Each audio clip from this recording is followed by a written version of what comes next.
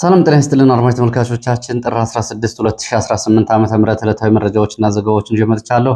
መረጃና ዘገባዎችን እየተከታተላችሁ አብራችሁ እንድትቆዩ ነው በአክብሮት የምጋብዛችሁ። በሰዓት የተለያዩ የግንባር ዝርዝር መረጃዎችን ይዣለሁ። በሰሜን ምዕራብ ኢትዮጵያ በቋራና በአካባቢው ያለውን አጠቃላይ ሁኔታ ጨምሮ አዲስ ዘመቻ መታወጁን የሚገልጽ የግንባር መረጃም ይዣለሁ። ዘመቻ ማጽዳት የሚል ስያሜ የተሰጠው ዘመቻ በሚቀጥለው ሳምንት ጀምሮ ይደረጋል ተብሏል። ከዚህ ጋር በተያያዘ ያሉ ዝርዝር መረጃዎችና ሌሎች ተዛማጅ ግንባር መረጃዎችን በሰዓት ወደ እናንተ የማደርስ ይሆናል። እናንተም እየተከታተላችሁ አብራችሁ እንድትቆዩ ነው በአክብሮት የምጋብዘው። ሀሳብ አስተያየት ቢኖራችሁ ጥቆማ ዜና@gmail.com ላይ ልታደርሱ ትችላላችሁ። ዛሬ ጥር 16 ዓ.ም እንግዲህ በሚኖሩ መረጃዎች የተለያዩ ፖለቲካዊ፣ ዲፕሎማሲያዊና እንዲሁም ደግሞ ቀጠናዊ መረጃዎችን ወደ እናንተ አደርሳለሁ። እናንተም ሀሳብ አስተያየት ቢኖራችሁ በተለመደው አድራሻችን ልታደርሱ ትችላላችሁ። እንግዲህ ከሳምንት በኋላ ወደ ቤተክርስቲያን የተመለሱትን የራያ እና አላማጣ የአካባቢው ኦርቶዶክስ እምነት ተከታዮች እንግዲህ በመጀመሪያ እንኳን ደስ ያላችሁ ማለት እፈልጋለሁ። ላለፉት 7 ተከታታይ ቀናት እንግዲህ ከቤተክርስቲያን ስርዓት አምልኮ ጸሎት ውጭ ሆነው የቆዩት የአካባቢው የኦርቶዶክስ ተከታዮች በፖለቲካዊ ጣልቃ ገብነት ምክንያት ከትላንት ጀምሮ አብያተ ክርስቲያናት መከፈታቸውንና እንደዚሁ ምዕመናን ወደ ቤተክርስቲያን እየሄዱ ጸሎት ማድረሳቸው ነው እየተሰማው። ይህንን ጨምሮ ሌሎች መረጃዎችንም በዝርዝር ይዣለሁ። ወደ ሱዳን እና መቀሌ አጠቃላይ ያሉ ሁኔታዎችን የተመለከተ እንደዚሁ አዲስ መረጃ ይዣለሁ። እየተከታተላችሁ አብራችሁን ቆዩ። ሀሳብ አስተያየት ቢኖራችሁ በተለመዱት አድራሻዎች ታደርሱ ትችላላችሁ። በርካቶቻችሁ ሀሳብ አስተያየትን አድርሳችኋል። በተለይ በአንዳንድ አካባቢዎች የሚፈጸመውን ግድያ በተመለከተ እንደዚሁ የተለያዩ መረጃዎችን አድርሳችሁኛል። በሰሜን ወሎ ዳውንት በአርሶ አደሮች ላይ የተፈጸመ ግድያ አለ። ይህንን በተመለከተ ሊጣራና እንደዚሁ ደግሞ ጉዳዩ ግልጽ ሊሆን ይህን ላደረጉ አካላት ጥያቄ ሊሆኑ ይገባል የሚለው እንዲሁም ደግሞ በሌላ አካባቢ ደግሞ የብልጽግና ባለስልጣናት እንዲሁ በዘፈቀደ የሚፈጽሟቸው ግድያዎች በንጹሐን ላይ እነዚህ እጅግ አሳሳቢ የሆኑ ጉዳዮች መሆናቸውን የሚገልጹ ሀሳብ አስተያየቶች አድርሳችሁኛል። ከፋኖ አንድነት ጋር በተያያዘም እንደዚሁ ያላችሁን እንደዚሁ መልካም ምኞት ከመግለጽ ባሻገር አሁንም የሚዲያ ስምሪቱን በተመለከተ ያልተስተካከለ እና እንደዚሁ ደግሞ የማህበራዊ ሚዲያ ቅኝቱን ደግሞ የፋኖ አዲሱ የፖሊት ቢሮ እያየው አለመሆኑን ይህም በዚህ የሚቀጥል ከሆነ ለድርጅቱም ለአጠቃላይ ላለው የሚዲያ ስምሪትና ፖለቲካዊ ወታደራዊ ፕሮፓጋንዳ አደጋ ይዞ የሚመጣ መሆኑና አሁንም በሚዲያው የግለሰብ ደጋፊ የሆኑ ሰዎች የሚያደርሷቸው ውድመቶች እንደዚሁ ቀጥለዋል። ይሄ መስተካከል አለበት። ፋኖ ከራሱ አንጻር የሚዲያ ሰራዊት ሊመራ ይገባል። ከዛ ውጭ በዘፈቀደ በፋኖ ስም ግማሽ ቀን እንዲሁም ደግሞ በሌላ ግለሰብ ስም ደግሞ ግማሽ ቀን ሲያተራምሱ የሚውሉ ማህበራዊ ሚዲያ የፋኖ ደጋፊ ነንባዮችን ስርዓት ሊያስይዝ ይገባል የሚልም አስተያየት አድርሳቸዋል። እንግዲህ ይህንን በተመለከተ ወደፊት ሊታሰብበት የሚገባ ይሆናል ብዬ አስባለሁ። ወደ መረጃዎቹ ነው የሚሄደው። ወደ መረጃዎቹ ሲሄድ እንግዲህ በአባይ ጉዳይ በተመለከተ የተለያዩ የሀገር ተቆርቋሪ ወገኖች የተለያዩ መልእክቶችን ልካችሁልኛል። በእንግሊዝኛም በአማርኛም ለዶናልድ ትራምፕ አድርስልን በሚል ምላሽ ብዙዎቻችሁ ልካችኋል። እንግዲህ ከላካችኋቸው መካከል የመሐንዲሶች የውሃ መሐንዲሶችን ጨምሮ በኢትዮጵያ ውስጥ እንዲሁም ከኢትዮጵያ ውጭ የሚገኙ ተቆርቋሪዎች ማህበራት ለዶናልድ ትራምፕ ምላሽ እየሰጡ ነው የሚገኘው። ዶናልድ ትራምፕ በአባይ ፖለቲካ ላይ ከግብፅ ጎን ተሰልፈው ነው ያሉት። አሁን በዚህ ላይ በኢትዮጵያ ላይ የሚያደርሱ ጫና አባይም ይፈሳል ታሪክም ይቀጥላል በሚል የተለያዩ አስተያየቶችን እንዲሁም ደግሞ ደብዳቤዎችን ጭምር ጽፋችሁልኛል። አመሰግናለሁ። በዚህ ጉዳይ ላይ የሚመለከተው እንግዲህ መንግስት በጉዳዩ ላይ ምላሽ ቢሰጥ የተሻለ ነው። ግለሰቦች ተቆርቋሪዎች ከሚሰጡት ባሻገር አሁን እንግዲህ ኢትዮጵያን እየመራ ያለው የአብይ አህመድ መንግስት ለምን ዝምታ እንደመረጠና 4 ዙር ይሄ አባይ የተሰራው በአሜሪካ በጀት ነው እየተባለ በተደጋጋሚ በዓለም መድረኮች ላይ ሲነገር ለትራምፕ ምላሽ ለመስጠት ዝም ያሉት ለምንድን ነው የሚለውን ራሳቸው የሚያውቁት ጉዳይ ሆኖ ያሳያችሁ ተቆርቋሪነት ግን ወደፊት እንደየሁኔታው መልእክቶቻችሁ ለማቅረብ እሞክራለሁ። ብዙዎቻችሁ መልእክቶቻችሁ እንደደረሱኝ ግን ሳልገልጽ አላልፍም። ከፋኖ አንድነት ጋር በተያያዘም እንደዚሁ የላካችኋቸው አሉ። መረጃዎች በቀጥታ ስገባ በትላንትናው ዕለት የፊታውራሪ ገብርዬ ክፍለ ጦር መግለጫ ሰጥቷል። ይህ መግለጫ የወጣው ከፊታውራሪ ገብርዬ ክፍለ ጦር የተወሰኑ የፋኖ አባላት ለብልጽግና እጃቸውን መስጠታቸውን ተከትሎ ነው ይህ መግለጫ የወጣው። ትላንትና የብልጽግና የሚዲያ ሰራዊት ይህንን ነበር በብዛት ሲያራግብ የዋለው። ለዚህም እንግዲህ በክፍለ ጦሩ አሁን አዲስ መግለጫና አዲስ ጥሪዎችን እንዲሁም ደግሞ አዲስ አወቃቀሮችን ይፋ ማድረጉን አሳውቋል። በነገራችን ላይ የገብርዬ ክፍለ ጦር እንግዲህ ከህዋት ዘመቻ ጀምሮ በጣም በርካታ የሰው ኃይል ካላቸው ክፍለ ጦሮች ምናልባት ከቀዳሚዎቹ ተርታ የሚመደብ ነው። በትናንትናው ዕለት ይሄ ከተሰማ በኋላ እንደገና ክፍለ ጦሩ የራሱን አደረጃጀት ይፋ ማድረጉን አሳውቋል። መግለጫው እንደሚከተለው ይቀርባል። ክህደት ከፍጥረተ ዓለም ጀምሮ ያለ ቢሆንም እንዲህ አይነት አይን ያወጣ ክህደት ግን አይተን አናውቅም የሚል ይዘት ያለው መግለጫ ነው። እንግዲህ ከፋኖ ከፍ ያለው ደሴን ብዙዎቻችሁ ታውቁታላችሁ። ከህዋት ጀምሮ በፋኖ ተጋድሎም የደብረታቦሩን ዘመቻ እና ሌሎች የቀጠናውን ዘመቻዎች በደንብ ታውቋቸዋላችሁ። እሱ ህልፈት ከተሰማ በኋላ በክፍለ ጦሩና በቀጠናው ያለው ሁኔታ እንግዲህ እየተብላላ ቆይቶ ትላንትና ይህንን ወልዷል። ይህንን በተመለከተ እንግዲህ በሱ ህልፈት በኋላ ክፍለ ጦሩ እንዲመሩ ተተክተው የነበሩት ትላንትና እጅ ሰጥቷል የክፍለ ጦሩ መሪ። እሱን ተከትሎ 38 አባላት እጅ መስጠታቸው ነው የተገለጸው። ይህንን ተከትሎ በሺህ የሚቆጠረው የክፍለ ጦሩ ኃይል አዲስ አደረጃጀት ማድረጉና አመራሮቹን መሰየሙ እንደዚሁ አስታውቋል። ክፍለ ጦሩ ይህንን ተከትሎ በሰጠው መግለጫ ትግሉ ውጣ ውረድ አስታውሶ ፋኖ ከፍ ያለው ህልፈት ተከትሎ የነበረውን ሁኔታ የነ መምህር ስመኛው መብራቱን መስዋዕትነት አደራ እንወጣለን፣ ቃላችንን እንጠብቃለን፣ ቃላችን የምንበላ አይደለንም ሲል ነው እንግዲህ መግለጫው ላይ በይዘት ያመላከተው። ክህደቱ ፋኖ ከፍ ያለው ደሴ ከመሞቱ ቀደም ብሎ መሳሪያ እናምጣ በሚል የተጀመረ እንደሆነ እንጂ አዲስ ክህደት አይደለም በሚል ባወጣው መግለጫ በዚህ እንግዲህ በእሳት የተፈተኑ እስከ ቀራኒዮ ድረስ መስዋዕትነትን ለመክፈል ዝግጁ የሆኑ አባላት ያሉት መሆኑን ክፍለ ጦሩ ገልጾ በዚህም የትግል አደራችን ዳር እናደርሳለን፣ እስከ ቀራኒዮ መስዋዕትነት እንከፍላለን፣ እስከ መጨረሻው ለህዝብ እንታመናለን እንጂ እጃችን አንከርፍፈን ለኦሮማ ኦህዴድ ብልጽግና እጃችን አንሰጥም ሲል በይዘት ደረጃ ይህንን አንስቷል። እንግዲህ ፋኖን ለኦህዴድ ኦሮሞ ጨፍጫፊ እጃችን አንጨፍርን አንሰጥም፣ የሰጡትም ታሪክ ይፋረዳቸዋል፣ በጥቁር መዝገብ ይመዘገባሉ ያለው መግለጫው በህይወት እያለን ታሪክ የማናበላሽ የመምህር ስመኘው መብራቱ ታሪክ አደራ ያለብን ነን። እንግዲህ ፈንገሱን አራግፈን እንደገና ታድሰን እንነሳለን ሲል የነበረውን ሁኔታም እንደዚሁ በመግለጫው አንስቷል። አሁን እውነተኛ ልጆች ከጎናቸው ስለመሆኑ የአማራ ህዝብ ሊያውቅልን ይገባል። እንዲሁም ደግሞ የአዲሱ አማራ ፋኖ ብሔራዊ ንቅናቄ በአስቸኳይ የአደረጃጀት ድጋፍና ሌሎች ድጋፎች እንዲያደርግ እንጠይቃለን። ሶስተኛ የህልውና ትግል ደጋፊዎች የህዝባችን ሞራል እና አሸናፊነት ጠብቀን እንጓዛለን። ይህን ህዝብ ሊያውቀው ይገባል። አራተኛ የሰራዊታችን የወትሮ ዝግጁነቱ እንዲቀጥል ድሽቃና ፒካፕ ድሽቃና መኪና መማረክ ያለው ታሪክ ስለሆነ ይህንን አጠናክሮ እንዲቀጥል ይህንን እናደርጋለን ብለዋል። ክፍለ ጦሩ በሺህ የሚቆጠር የተጠረነፈ ኃይል የሚመራ ሰራዊት አዛዥ በጊዜያዊነት ማዋቀሩንም እንደዚሁ ጨምሮ ገልጿል። ኢንጂነር ደሞዝ ግዳፍን ሰብሳቢ፣ የፋኖ ከፍ ያለው ደሴ ልጅ ክንድ ሰው ከፍ ያለውን አዛዥ፣ ያለው ጥላሁን ወታደራዊ ምክትል አዛዥ፣ አንዱ ዓለም አዳሙን ዘመቻ መሪ እንዲሁም ደግሞ ሲሳይ ጎበዜን እንደዚሁ ልዩ ዘመቻ መሪ አድርጎ 9 አባላትን ስለማዋቀሩ እንደዚሁ በሰጠው መግለጫ አሳውቋል። እነዚህ መረጃዎች እንግዲህ ባሉበት ነው። በተለያዩ አካባቢዎች ደግሞ የብልጽግና ባለስልጣናት በሲቪሊያንና ባልታጠቁ ሰዎች ላይ የሚፈጽሟቸው ግድያዎች ቀጥለዋል። በወረኢሉ ምዕራብ ወሎ የብልጽግና ባለስልጣናት በጠራራ ፀሐይ ሲቪሊያንና ያልታጠቁ ሰው ንጹሐንን እየገደሉና እያስገደሉ ነው የሚል መረጃ ወጥቷል። ጥር 15 በትላንትናው ዕለት የወረኢሉ ከተማ ከንቲባ ጥላይ ኃይሉ የተባለ በፔስታል በማዞር እንዲሁ ይተዳደር የነበረ ወጣት በአደባባይ ረሽኖ እየተጎማለ ወደ ቤቱ ሂዷል። ይሄ እጅግ አሳዛኝ ነው። በተመሳሳይ ከወራት በፊት የወረዳው አስተዳዳሪ አጃቢዎቹን ባለበት ቆሞ ትዕዛዝ በመስጠት አንድ ወጣት እንደዚሁ ከገጠር ሲመጣ ተኩሶ እንዲገድሉ አድርጓል። ይህም እንግዲህ ከፋኖ ጋር ግንኙነት የሌላቸው በተለያየ ስራ ላይ የተሰማሩ አርሶ አደሮችና ነጋዴዎች ናቸው እየተረሸኑ ያሉት። ይሄ ግድያ ባልታጠቁና በንጹሐን ሰዎች ላይ ለወትሮ በብልጽግና በጸጥታ ባለስልጣናትና በጸጥታ አባላት ይፈጸም የነበረው አሁን በብልጽግና የሲቪል ባለስልጣናትም እየተፈጸመ ነው ብለዋል።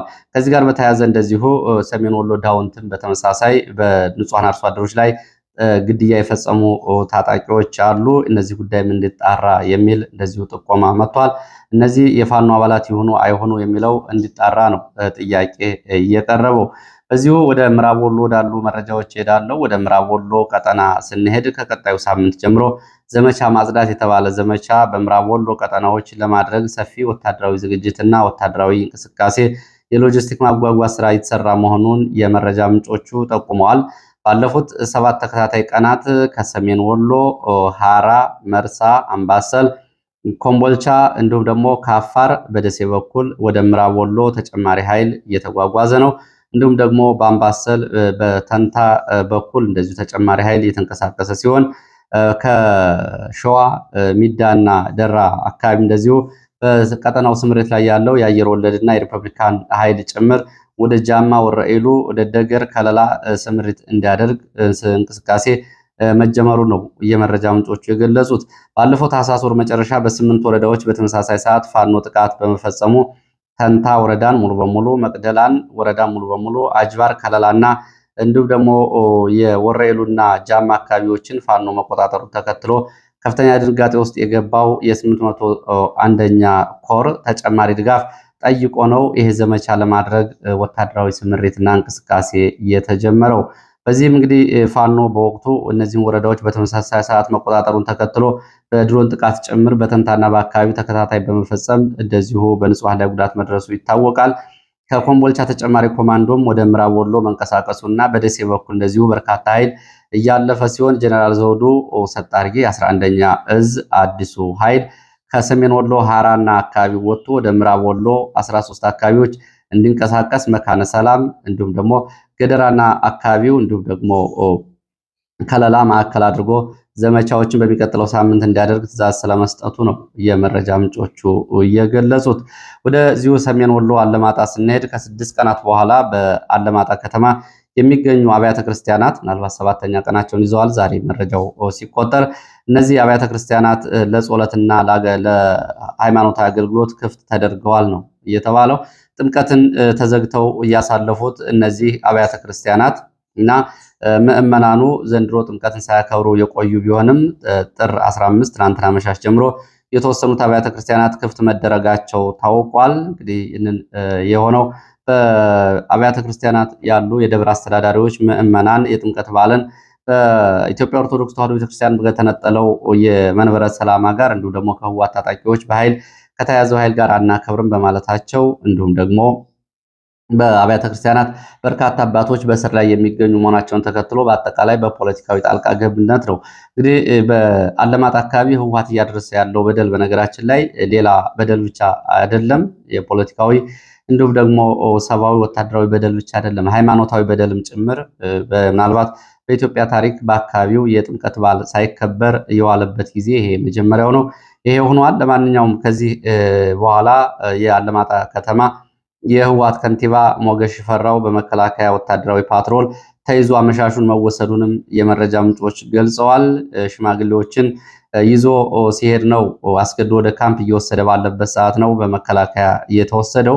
የሀገር ሽማግሌዎቹ አስቁሞ ወታደሮች ወዴት እየተወሰዱ እንደሆነ ሲጠይቋቸው ተገደው ወደ ወታደራዊ ካምፕ እየተወሰዱ መሆናቸውን ከገለጹ በኋላ የከንቲባው እንደዚሁ በመከላከያ ተወስዷል። ከንቲባው በመከላከያ ተሽከርካሪ አልጫንም በሚል እንደዚሁ ግርግር ተፈጥሮ የነበረ ቢሆንም መጨረሻ ተወስዷል። አመሻሹን ከንቲባው በቁጥጥር ስር ከዋለ በኋላ ይለቀቅ አይለቀቅ የታወቀ ነገር የለም። አለማጣ ከተማ በነገራችን ላይ 3 ከንቲባ ነው ያላት። አንደኛው ከንቲባ ይሄ ትናንት በቁጥጥር ስር የዋለው የህወሓት ከንቲባ ሲሆን የደብረጽዮን ቡድን ነው። አሁን በዋናነት ተግባራትን እያከናወነ የሚገኘው ሲሆን ሁለተኛው ከንቲባ በጌታቸው ረዳ እና በጌታቸው ቡድን ያለው የነዚህ ህወሓቶች ያባረሩት ከንቲባ ሲሆን ሶስተኛው ከንቲባ ደግሞ የአማራ ብልጽግና ሰሜን ወሎና አለማጣን ያስተዳድር በነበረ ሰሜን ወሎ ውስጥ አድርጎ አለማጣን ያስተዳድር በነበረበት ጊዜ የማንነት አስመላሽ ኮሚቴው ሰብሳቢ እንዲሁ አቶ ኃይሉ አበራ የአለማጣ ከንቲባ መሆናቸው ይታወቃል። አሁን ለሶስቱም ከንቲባዎች እንግዲህ የተለያዩ ደሞዝና ጥቅማጥቅም ይከፈላል። ያለው ሁኔታ ይህንን ያሳያል። ወደ ሌሎች መረጃዎች ሳልፍ ህወሓትን የተመለከቱ ተጨማሪ መረጃዎች አደርሳለሁ። ህወሓት የወልቃይት ቀጠናና የጠለምት ቀጠና በሚል ልዩ ሚሊሻ ስልጠና እየሰጠ መሆኑን የወጡ መረጃዎች ያሳያሉ። ከመደበኛ የህወሓት ታጣቂዎችና ወታደራዊ ዝግጅት ባሻገር የህወሓት ከወልቃይትና ጠለምት መጡ ላላቸው ሚሊሻዎች ወታደራዊ ስልጠና እየሰጠ እንደሆነ ታውቋል። ሚሊሻዎቹ የተለያየ ተልዕኮ ያላቸው እንደሆኑ ነው የመረጃ ምንጮቹ የገለጹት። ህወሓት በጠለምት ቀጠና ተፈናቃይ በሚል ወደ ጠለምት አስገብቷቸው የነበሩ 614 ሚሊሻዎች ተመልሰው ጠለምትን ለቀው እንዲወጡና ሁኔታው እንዳልተመቻቸው እንዲሁም ደግሞ ከህወሓት አጠቃላይ ፖለቲካዊና ወታደራዊ ኃይል ጋር ወደ አካባቢ መልሰው እንዲገቡ ኦሪንቴሽን እየተሰጣቸው ስለመሆኑና ስልጠና እየወሰዱ ነው በሽሬ በተለያዩ ቀጠናዎች። እንዲሁም ደግሞ ሰሞኑን ከትግራይ ወደ ሱዳን፣ ከሱዳን ሸረሪና ወደ ትግራይ ሽሬ ቀጠና አዲስ ኃይል በሽራሮ በኩል እየተጓጓዘ መሆኑን የወጡ መረጃዎች ያሳያሉ። ወደ ግንባር መረጃዎች እመለሳለሁ። በኢትዮጵያና ሱዳን ድንበር አካባቢ ያለውን የቋራ ቀጠና የተመለከቱ መረጃዎች አሉ። ወደኋላ እመለሳለሁ። ከዛ በፊት የችሎት መረጃዎችን ላድረስ። የችሎት መረጃዎቹን ሳደርስ በትላንትናው ዕለት ከ11 በላይ መዝገቦች የተከሰሱ የፖለቲካና የህሊና እስረኞች ልደታ ከፍተኛ ፍርድ ቤት ቀርበዋል። እንግዲህ ልደታ ፍርድ ቤት ከቀረቡት መካከል ብዙዎቹ ቀጠሮ ተሰጥቷቸዋል። አሁንም ረጅምና አጭር ቀጠሮ እየተሰጣቸው እየተጉላሉ መሆናቸው ነው እየተገለጸው። በዚህ በነገራችን ላይ በስም ከሚታወቁት እና የሚዲያ ሽፋን ከሚያገኙት እስረኞች ባሻገር በርካቶቹ በብዙ መቶዎች የሚቆጠሩ በተለያዩ አካባቢዎች ተይዘው የፋኖ ደጋፊ ናቸው፣ አማራ ናቸው በሚል ተይዘው በቅሊንጦ እና በቃሊቲ በአባ ሳሙኤል በሚታወቁና በማይታወቁ እስር ቤቶች እየተሰቃዩ ነው የሚገኙት። እነዚህ ከነዛ አንጻር ፍርድ ቤት የሚቀርቡት ቢያንስ ፍርድ ቤት ያውቀዋል፣ መዝገባቸውም ይታወቃል። ከትላንት ወዲያ እንደተጋለጠው እንግዲህ ከወለጋ አካባቢ መጥተው በኮብዬ ፍጭ፣ በቱሉ ድምቱ፣ በገላን እንዲሁም ደግሞ በቡራዩና በአዲስ አበባ ዙሪያ በልዩ ልዩ ፋብሪካዎች፣ መጋዘኖች ታስረው የሚገኙና ስቃይ ውስጥ ያሉ ሰዎች ቀላል ቁጥር የላቸውም። እንግዲህ ትናንትና ፍርድ ቤት ከቀረቡትና የችሎት ቀጠሮ ከተሰጣቸው መካከል በመጀመሪያ እነ ሰለሞን ፍቃዱ ጣሴ ፍርድ ቤት ቀርበዋል። ቀጠሮ የተሰጠው ለብይን ነበረ። የተቀጠረው ቀጠሮ ተጨማሪ ምስክር ክርክር በሚል አቃቢ ሕግ ይህንን ጥያቄ በማቅረቡ ችሎቱ ለጥር 18 ተለዋጭ ቀጠሮ ተሰጥቶበታል። ሁለተኛ እና አወል አብዱል ቃድር ናቸው ተከሳሾቹ። መከላከያ ምስክሮቻቸውን እንዲያቀርቡ ፍርድ ቤቱ አዟል። ይህም ለየካቲት 10 2018 መከላከያ ምስክሮቻቸውን ይዘው እንዲቀርቡ ትዕዛዝ ተሰጥቷል። ሶስተኛ እነማሩ መብሬ ናቸው። ለየካቲት 2 2018 ተለዋጭ ቀጠሮ ተሰጥቷል። እነ ፍቃዱ ታደሰ በቀረበው የሰነድ ምስክር ላይ አስተያየት ለመስጠት በሚል የተቀጠረ ቢሆንም አቃቢ ሕግ ይህንን ባለማድረሱ ለየካቲት 9 ፍርድ ቤቱ ይህንን ባለማድረጉ ለየካቲት 9 ተለዋጭ ቀጠሮ ተሰጥቷል። እነ እስራኤል መስፍን ብይን ለመስጠት ለጥር 21 2018 ተለዋጭ ቀጠሮ ተሰጥቷል። እነ ሙሉ ወዳጅ አያሌው ለየካቲት 20 2018 ተለዋጭ ቀጠሮ ተሰጥቶባቸዋል። እነ ወርቅዬ ባልሾ እንደዚሁ የነሱ መዝገብ ለየካቲት 10 ተለዋጭ ቀጠሮ ተሰጥቶበታል። እነ ጌትነት አማረ እንደዚሁ ለጥር 20 2018 ተለዋጭ ቀጠሮ ተሰጥቷል። እነ ጌታሰው አበበ ፍርድ ቤት ቀርበዋል። ለጥር 22 ተለዋጭ ቀጠሮ ተሰጥቶባቸዋል። እነ ደምስ እንደዚሁ እነ ደምስ ለጥር 22 2018 ተለዋጭ ቀጠሮ ሰጥቷል።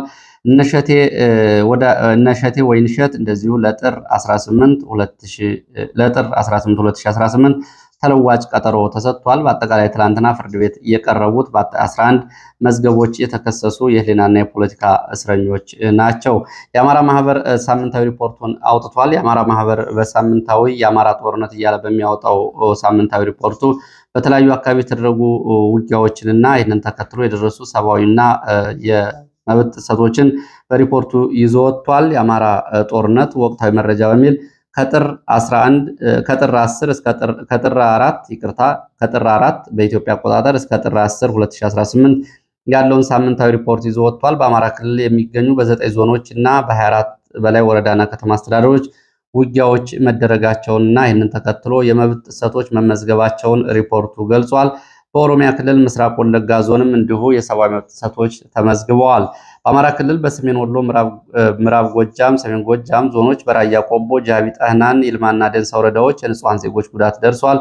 በኦሮሚያ ክልል በምስራቅ ወለጋ ዞን በሲቡ ሲሬ ወረዳም በተመሳሳይ የዜጎች ጉዳት ደርሷል። ሪፖርቱ ዝርዝር ስም ዝርዝሮችን አካቶ ወጥቷል። በዚህ ሳምንት በአማራ ክልል በዋግኽምራና በሰሜን ወሎ ዞኖች ሳህላ ሰየምትና በራያ ቆቦ ወረዳዎች የሰው አልባ አውሮፕላኖች እንቅስቃሴ ታይቷል። ዋግኽምራ ዞን ሳህላ ሰየምት ወረዳ በሰው አልባ አውሮፕላን በደረሰው ጥቃት በአገዛዙ ታጣቂዎችና በሰላማዊ ሰዎች ላይ ጉዳት መድረሱ ተረጋግጧል። በተጨማሪም በኦሮሚያ ክልል ምስራቅ ወለጋ ዞን የሰው አልባ አውሮፕላን ቅኝት መደረጉን እንደዚሁ ሪፖርቱ ይዞ ወጥቷል። በነገራችን ላይ በአማራ ክልል በዋግኽምራ ዞን በሚሊሻ አባላት ላይ መከላከያ አየር ኃይል የፈጸመው የድሮን ጥቃት የተለያዩ የአካባቢው ፖለቲከኞችንና የብልጽግና ባለስልጣናትን ማስቆጣቱ ይታወቃል። ይህንን ተከትሎ የታሰሩ የብልጽግና ባለስልጣናት መኖራቸውም ታውቋል። በአካባቢው እንግዲህ በአንድ የድሮን ቅኝት የሚሊሻ የመሳሪያ ማከማቻ እንዲሁም ደግሞ የሚሊሻ ካምፕ ተመቶ በትንሹ ከ51 በላይ የሚሊሻ አባላት ስለመሞታቸው ነው የተገለጸው። ይሄ ጥቃት የተፈጸመው በራሱ በኢትዮጵያ አየር ኃይል ነው። ይህንን ጥቃት ጋር በተያያዘ እንግዲህ ትላንትና የተለያዩ አስተያየቶች ሲሰጡ ነበር። አየር ኃይል 90 ዓመት ሞልቶኛል በሚል ይህንን እያከበረ ባለበት ሰዓት የጅቡቲ አየር ኃይል የኢትዮጵያን ድንበር ጥሶ የአየር ጥቃት ሲፈጽም፣ የሱዳን እንደዚሁ ድሮኖች በኢትዮጵያ የአየር ክልል ሲገቡ፣ የሳውዲ አረቢያ አውሮፕላኖች እንደዚሁ ወደ ኢትዮጵያ በምዕራብ ቀጠና በቤንሻንጉል አቅራቢያ ጥቃት ሲፈጽሙ፣ ይህንን ሲሆን አጠቃላይ አየር ኃይሉ ምን ይሰራ ነበር የሚልና ትርኢትና እንደዚሁ ደግሞ ዝግጅት ከማሳየት ሉዓላዊ ድንበርን መቼ ጠበቀ በሚልና እንዲሁም ደግሞ በራሱ ወታደሮች ላይ የሚፈጽመው ጥቃት ይህንን የመሰለው እንግዲህ በሰቆጣ ዋግኽምራ ዞን ሳህላ ሰየምት የተፈጸመውን ጥቃት ተከትሎ ብዙዎቹ ይህንን ማነጻጸሪያ ሲያነሱ ነበር። ሌላው እንግዲህ ሪፖርቱ የአማራ ማህበር ይዞት የወጣው በሰሜን ወሎና ምዕራብ ጎጃም ዞኖች በአለማጣ ከተማና በጃቢ ጠናን ወረዳ የዘፈቀደ ስር ተፈጽሟል። የአለማጣ ከተማው ስር በትግራይ ህዝብ ነፃ አውጪ ግንባር ትህነግ ኃይሎች የተፈጸመ ነው። በተጨማሪም የትህነግ ኃይሎች በአማራ ክልል ዋግኽምራ ዞን ወፍላ ወረዳ በሰላማዊ ሰዎች ላይ አፈና መፈጸማቸውንም እንደዚሁ ሪፖርቱ ይዞ ወጥቷል። በዚህ ሳምንት የፋኖ ኃይሎች የአማራ ፋኖ ብሔራዊ ንቅናቄ አፋድ የተሰኙ ሁለቱ የፋኖ ድርጅቶች አፋባና አፋድ ተዋህደው ውህድ ድርጅት መመስረታቸውንም ሪፖርቱ ይዞ ወጥቷል። በዚህ ሳምንት የኢትዮጵያ ኦርቶዶክስ ተዋህዶ ቤተክርስቲያን የራያ ሀገረ ስብከት በራያ አካባቢ በሚኖሩ ሃይማኖት አባላት ላይ በትነግ ወታደሮችና መንበረ ሰላማ ተብሎ በሚጠራው ሃይማኖት ቡድን እየደረሰ ያለውን በደል በዝርዝር እንደዚሁ ሪፖርቱ አካቶ ይዞ ወጥቷል። ወደ ሌሎች መረጃዎች እቀጥላለሁ። የአማራ ማህበርን ሪፖርት ልታነቡት ትችላላችሁ። የውሎ መረጃዎችና ሰነዶችንም እንደዚሁ ያካተተ ስለሆነ ወደ ሰሜን ምዕራብ ቀጠና በቋራ ቀጠና ያለ መረጃ ደርሳለሁ። በቋራ ወረዳ በአባይ ዳር ተብሎ በሚጠራ ቦታ በፋኖ በጣለው የደፈጣ ጥቃት ወታደራዊ ኪሳራ መድረሱ ነው እየታወቀው። በሙር ተብሎ ከሚገኘው ካምፕ በመውጣት ፋኖ ቀጠናን ለመያዝ ስምሪት ላይ በነበረ መከላከያ ሚሊሻ የአካባቢ ሰላም አስከባሪ ኃይል ላይ ነው ድንገተኛ የደፈጣ ጥቃት የተፈጸመው። በዚህም ወታደራዊ ኪሳራ ደርሷል። በዚህ መሰረት የነፍስ ወከፍ መሳሪያዎች ከ600 በላይ የብሬን ተተኳሾች እንዲሁም ደግሞ ሌሎች ወታደራዊ ቁሳቁሶች በፋኖ እጅ ስለመግባታቸው የወጣው መረጃ ያሳያል። ይህንን ተከትሎ በአካባቢው ለሰዓታት የዘለቀ ውጊያ መደረጉ ታውቋል። ትላንትና ይሄ ከሆነ በኋላ ዛሬ ከአካባቢው የወጣ ተጨማሪ መረጃ ደግሞ በሙር የተባለውን ቦታ የመከላከያ ካምፕ ሆኖ ላለፉት 3 ወራት ያገለገለው ቦታ በፋኖ መያዙ ነው የተገለጸው። መከላከያ በሙር ተብሎ የሚጠራው ካምፑን ለቆ ወደ አለሙ ተራራ ተብሎ ወደሚጠራ ከፍተኛ ቦታ ወደኋላ መውጣቱ ነው የተገለጸው።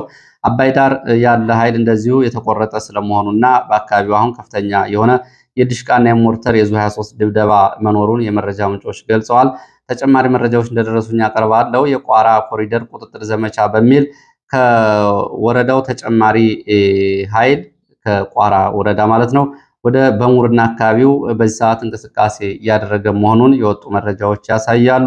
በዚሁ ቀጠና ከቋራ ትይዩ በሚገኘው አለፋ ሻውራም እንደዚሁ ከአጸደ ማርያም ወደ ችማ ለበዝ ተብሎ ወደሚጠራው አካባቢ ለአሰሳ እንዲሁም ደግሞ ትጥቅ ለማስፈታት በገባይ ሚሊሻና መከላከያ አድማ ብተና ላይ ድንገተኛ ጥቃት በፋኖ ተፈጽሟል። ረፋድ ላይ በተፈጸመው ጥቃት ጉዳት ደርሷል። የጉዳቱ መጠን በዝርዝር አልታወቀም። ከአጸደ ማርያም ወደ ሻውራ እንደዚሁ አምቡላንሶች እና ባጃጆች ቁስለኞችን ሲያጓጉዙ መመልከታቸውን የዓይን እማኞች ገልጸዋል። ወደ ሰሜን ወሎ ስንመለስ ወደ ሰሜን ወሎ ጋሸና ቀጠና ስንመለስ በጋሸናና ላሊበላ መስመር በሚገኙ 2 ቦታዎች ላይ ለሰዓታት የቆየ ውጊያ ተደርጓል። ከጋሸና እስከ ላሊበላ በሚወስደው መንገድ ላይ 2 ቦታዎች ላይ ነው ውጊያ የተደረገው። ዳቦ ከተማ ተብላ የምትጠራ ኃይል ላይ ከጋሸና የተንቀሳቀሰ ኃይል እንዲሁም ደግሞ ከላሊበላ የመጣ ሌላ ኃይል ስንቅ፣ ወታደራዊ ስምሪት፣ ሌሎች የቁሳቁስ ለውጦችና ስምሪት ለውጥ ለማድረግ እንቅስቃሴ ላይ በነበረበት ሰዓት ነው እንደዚሁ ድንገተኛ ጥቃት ተከፍቶ ውጊያ የተቀሰቀሰው። ጋሸና አቅራቢያ እንኮይበር ተብሎ የሚጠራው አካባቢ ለሰዓታት የቆየ ውጊያ ተደርጓል። እንዲሁም በላሊበላ አቅራቢያ ደግሞ ግራኛምባ ተብሎ የሚጠራው አቅራቢያ ቆጋ በተባለ ቦታ ልዩ ስሙ ላይ ለሰዓታት የዘለቀ ውጊያ ተደርጓል። በውጊያው የደረሰ ወታደራዊና ሰብአዊ ቁሳዊ ጉዳት አልታወቀም። ላሊበላ ጋሸና በዚህ ምክንያት ለሰዓታት የትራንስፖርት አገልግሎት ተቋርጦ እንደነበር የወጡ መረጃዎች ያሳያሉ። ሌላው መረጃችን ወደ ቤንሻንጉል መተከል የሚወስደን ነው። መተከል ቀጠና 60 ታጣቂዎች ወደ አማራ ፋኖ ብሔራዊ ንቅናቄ መቀላቀላቸውን አማራ ፋኖ ብሔራዊ ንቅናቄ አስታውቋል። አፋብን እንዳስታወቀው እነዚህ ውስጥ ከ45 በላይ የነፍስ ወከፍ መሳሪያዎችና የውድ መሳሪያዎችን በመያዝ ነው የተቀላቀሉት። እስካሁን ድረስ ራሳቸውን ለመከላከል ትግል ሲያደርጉ እንደቆዩ ገልጿል። መግለጫው ግን በምን አደረጃጀት ስር የቆዩ ወይም ደግሞ እነማን እንደሆኑ በግልጽ አልገለጸም። ያው መሪያቸውንና አጠቃላይ ሁኔታውን በተመለከተ ይህንን አሳውቋል። ወደ ጋምቤላ ስንሄድ በጋምቤላ የሰዓት እላፊ እና የጊዜ ገደብ ተጥሏል። በጋምቤላ ከባለፈው ታህሳስ አጋማሽ ጀምሮ በጋምቤላ ክልል አጠቃላይ የተቀጠለውን ቀውስ የውስጥና የውጭ እጆች አሉበት በኒዮር እና በአኛዋክ ጎሳዎች መካከል የተቀሰቀሰው ፖለቲካዊ ወታደራዊ ግጭት ተከትሎ ከሀገር ውስጥ የተለያዩ ኃይሎች እንዲሁም ደግሞ የደቡብ ሱዳን የጎሳና ወታደራዊ አዛዦች በሚሳተፉበት ግጭት ምክንያት በጋምቤላ ከተማ የሰዓት እላፊ ገደብ ተጥሏል። የሰዓት እላፊ ገደቡ በጋምቤላ እንግዲህ ከታህሳስ መጨረሻ ጀምሮ ያለውን ቀውስ ተከትሎ ነው የተጣለው። በጋምቤላ የክልሉ ዋና ከተማ የሰዓት እላፊና የጊዜ ገደብ ተጥሏል። በዚህም የመንግስትም ሆኑ የግለሰብ የሞተር ብስክሌቶች እንዳይንቀሳቀሱ እገዳ ሲጣል፣ ባጃጆች ከጠዋት 1 ሰዓት እስከ ምሽት 1 ሰዓት ብቻ እንዲንቀሳቀሱ፣ ሆቴል ቤቶች፣ ምግብ ቤቶች፣ ግሮሰሪዎች ደግሞ እስከ ምሽቱ 2 ሰዓት ብቻ እንዲሰሩ ነው የሰዓት ገደብ የተቀመጠው። ሌላው መጨረሻ መረጃ ከግዳጅ ቀጠናቸው የሚወጡ ነው። ባለፉት 5 ቀናት ከ57 በላይ የመከላከያና የሚሊሻ አባላት ከግዳጅ ቀጠና መውጣት ወደ ፋኖ መቀላቀላቸውን እየወጡ መረጃዎች ያሳያሉ። በምስራቅ ጎጃም፣ ሰሜን ወሎ ቀጠናዎች በመውጣት ነው ወደ ፋኖ የተቀላቀሉት። እነዚህ እንግዲህ የቡድንና የነፍስ ወከፍ ተተኳሽና መሳሪያዎችን ትጥቆችን ይዘው ነው ወደ ፋኖ የተቀላቀሉት። ለሰዓት የነበሩ መረጃዎች እነዚህ ናቸው። ስለተከታተላችሁ በእጅጉ አመሰግናለሁ። በሌላ ተመሳሳይ መርሃ ግብር እስከምንገናኝ ድረስ መልካም ጊዜ